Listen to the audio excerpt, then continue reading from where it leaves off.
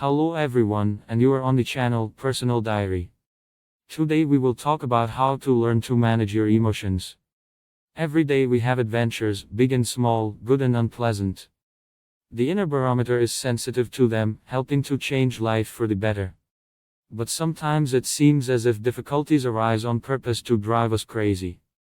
Emotions go off scale, depriving the ability to think soberly. What to do to pull yourself together? How to control your emotions? Emotions accompany us everywhere. This is a kind of signaling system of the body. With their help, we adapt, make decisions, act.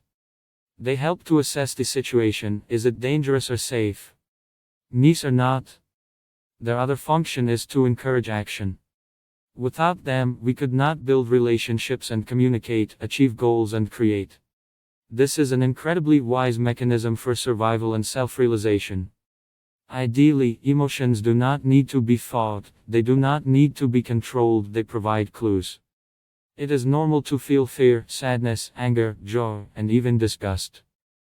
How else to understand what is good for us and what is bad, what suits us, and what needs to be changed? If we are attentive to ourselves and see interconnections, are in contact with our experiences, then they become partners. Emotional self-regulation is the ability to react to events and experience emotions in an acceptable way.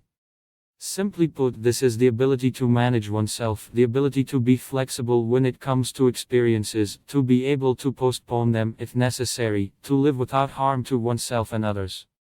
The ability to manage emotions and feelings has nothing to do with manipulating oneself, trying not to experience specific experiences, the desire to deceive one's own body and be happy all the time. Firstly, we will not last long without negative emotions, nothing will tell us that there is danger. Secondly, it is impossible to turn off only specific feelings, everything is suppressed, including positive ones. Sometimes the emotional dam breaks through and is covered by a wave of experiences that are very difficult to control. They are not adequate to the situation, moreover, they block their own main task, to allow us to change something. Even though it seems as though feelings come suddenly, they are not. An emotional reaction consists of at least 4 elements: a trigger situation, a thought assessment, an emotion, a reaction action. For example, on the subway, someone stepped on your foot. Then you have thoughts that they are walking here, trampling on your feet. After you, irritation is caused. And in the end you start to freak out and swear at the whole car. You can influence any of them. You are unlikely to completely curb your brain and will be 100% in control of your feelings. But what you can really do is get to know yourself better, become more aware and learn to manage your actions, which are triggered by emotions. Tip number 1: learn to recognize and acknowledge your feelings. Emotional literacy is not taught in school, although this skill is simply necessary. To manage your emotions, you need to learn to recognize them. We often don't know how we feel. For example, today is my first day at a new job. When I think about it, something starts to happen to the body, tension appears, as if it tickles in the solar plexus, it becomes difficult to sit still. Am I anxious, anticipatory, both? None of this? Or is this effect even from a cup of espresso on an empty stomach? If you find it difficult to answer the question, how do you feel? Take the time to recognize feelings. Start simple: is the emotion positive, negative, or neutral? Is it one or more? How intense is the experience from 0 to 100? Look in the mirror: what is your facial expression? What are your facial expressions? Notice how different emotions manifest in the body, thoughts, actions, and what they inspire.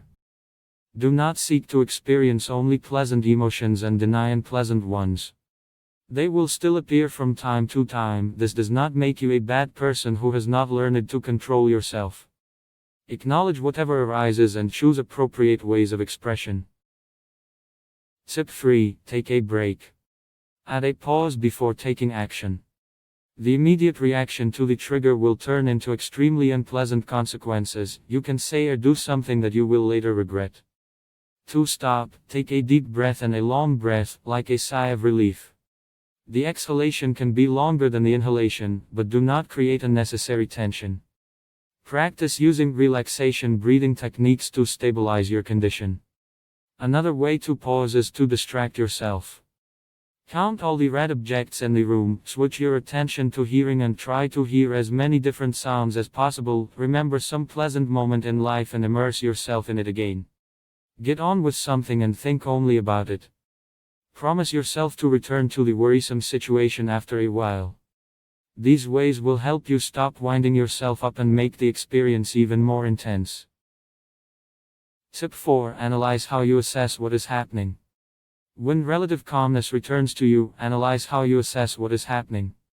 Harsh, categorical judgments evoke intense emotions. The same situation can be interpreted in different ways. Start paying attention to inner speech when you are experiencing strong emotions. Are you too categorical? Is there any other explanation for what happened?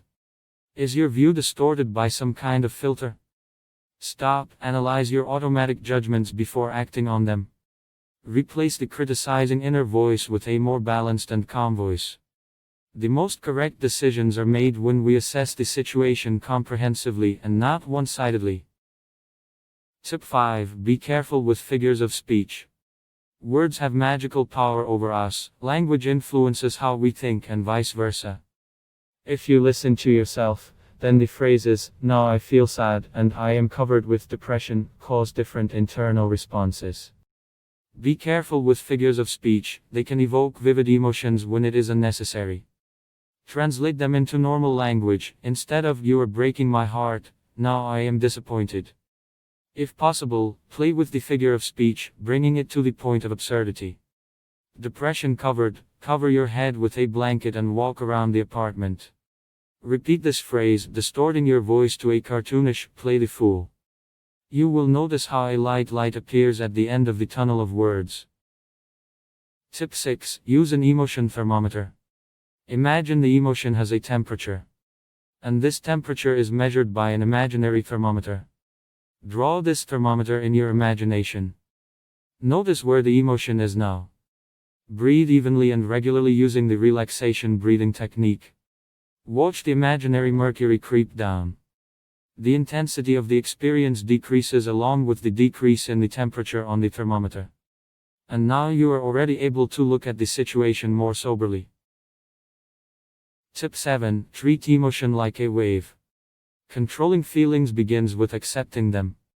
Recognize and name what you are experiencing, even if it is very unpleasant. Then remember that no emotion can last forever. Eventually, the hormonal cocktail in the body will disintegrate and the intensity of the experience will subside. Imagine emotion as a wave.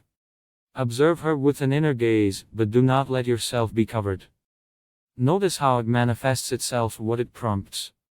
Imagine that you are some kind of wave researcher who needs a complete and unbiased understanding of their characteristics. With this approach, you create distance between yourself and the experience, and allow the emotion to go away on its own. Instead of fighting the emotion, causing additional unpleasant feelings, accept it as a fact and let it dissolve on its own. Tip 8. Pay attention to your lifestyle. Poor sleep and diet, lack of physical activity, weak immunity or the presence of diseases, constant stress, all this greatly affects the emotional background. Mood swings, getting stuck on certain feelings can be the result of hormonal disorders and other diseases. If it has never been typical for you to go into emotional extremes, consult your doctor. Take time for health, nutrition and daily routine. Add nuts, fruits and vegetables to your diet. Cut back on sugar, too much sugar can lead to mood swings. Be more outdoors, take daily walks, albeit short ones. Try to find solutions to pressing problems, make a plan and act. Learn to notice the good, support and delight yourself, especially during difficult periods of life. Remember that no matter what happens, you must not break down on family and friends, in no case come home in a bad mood, leave negative emotions at the door. And know if you are a successful businessman, an excellent student at school, a brilliant inventor, but you do not know how to control your emotions, all this is meaningless.